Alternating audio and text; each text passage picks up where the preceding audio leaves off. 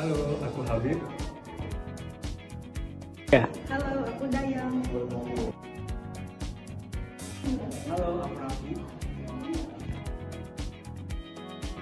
Halo, aku Izar.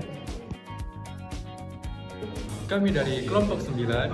Pada video kali ini kami akan menginvestigasi proses kimia dalam pembuatan coklat yang berada di coklat Monggo.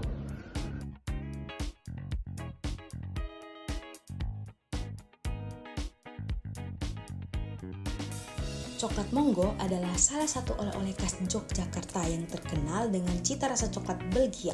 Sejarah coklat Monggo dimulai pada tahun 2001 ketika Thierry de Tournai, seorang pria asal Belgia, datang ke Yogyakarta dan tidak menemukan coklat dengan cita rasa yang sesuai dengan seleranya. Thierry mulai membuat coklat sendiri untuk dirinya dan teman-temannya. Pada awalnya, ia menjual coklatnya menggunakan face popping di acara Sunday Morning di UGM. Pada 2005, Thierry bersama beberapa temannya mendirikan Coklat Monggo sebagai usaha yang lebih serius. Namun, perjalanan coklat Monggo tidak selalu mulus. Pada tahun 2006, gempa bumi yang melanda Yogyakarta merusak rumah produksi Thierry. Meskipun demikian, Thierry terus berjuang dan berhasil meningkatkan produksi coklatnya. Pada tahun 2007, Thierry membangun rumah produksi di Kota Gede, yang menjadi daya tarik wisatawan dan diliput oleh seluruh TV nasional. Coklat Monggo menggunakan biji kakao asli yang ditanam dan diproduksi di Indonesia. Seiring berjalannya waktu, Coklat Monggo semakin dikenal dan mulai mendistribusikan produknya ke seluruh Pulau Jawa. Kini, Coklat Monggo merupakan salah satu oleh-oleh kebanggaan dari kota Yogyakarta. Nah, selanjutnya ayo ikut kami ke pabrik. Let's go! Tunggu le! Untuk menghasilkan sebuah produk coklat Monggo, biji kakao yang dipilih harus menggunakan kualitas terbaik. Biji kakao tersebut melalui tahapan yang cukup banyak agar dapat menghasilkan cita rasa coklat yang autentik. Diawali dengan tes kualitas kakao, lalu selanjutnya pemilihan, sangrai, pemecahan dan pemisahan, penggilingan kasar, penggilingan halus dan pencampuran, pengadukan halus dan pemanasan, pembuatan adonan isian dan pelunaran coklat, pengatur suhu dan pencetakan, mencetak coklat dengan isian, dan pengemasan. Nah, beberapa proses tadi menggunakan proses kimia loh. Yuk kita cari tahu. Pada proses ini, diawali dengan perlakuan mixing dan preheating selama 5 menit. Setelah proses preheating, kemudian disemprotkan larutan potasium karbonat atau larutan K2CO3 food grade ke nips.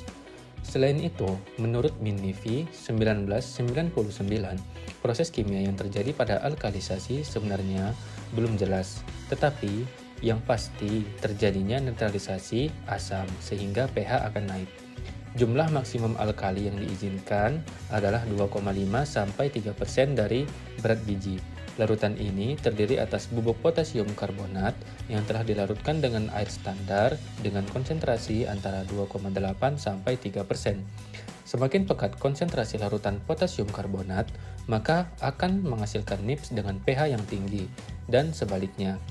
Pekatnya larutan potasium karbonat akan menyebabkan penyemprotan lebih singkat sehingga pencampuran menjadi tidak maksimal, begitu pula sebaliknya.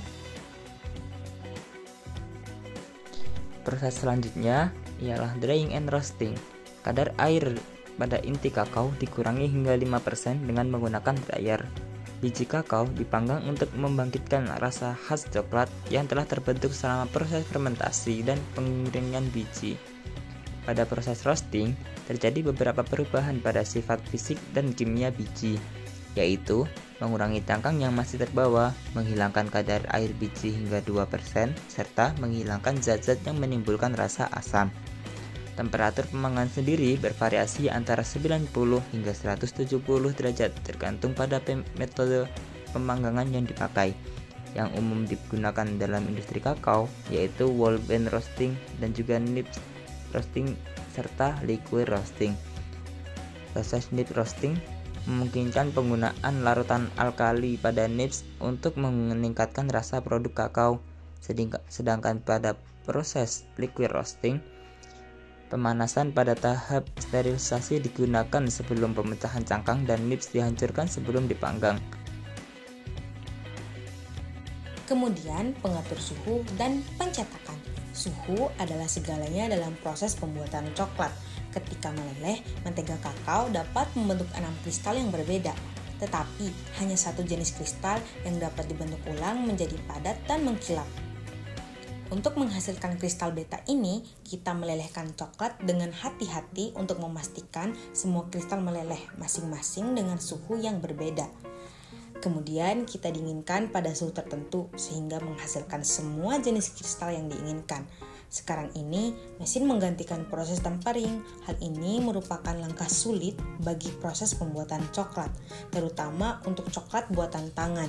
Tempering membutuhkan perasaan. Di Mongo, hanya pekerja terbaik yang memiliki intuisi ini. Akhirnya, coklat yang sudah ditemper dituang ke cetakan untuk membentuk produk akhir. Kelebihan adonan coklat disisihkan dengan menggunakan spatula untuk digunakan kembali. Cetakan dapat berupa bentuk dan ukuran sesuai dengan keinginan, mulai dari ukuran keping 5 gram sampai blok ukuran 10 kg. Hampir semuanya bisa saja dibuat.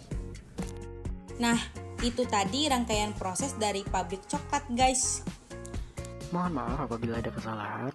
Semoga video kami berguna dan bermanfaat. Terima kasih. Wassalamualaikum warahmatullahi wabarakatuh.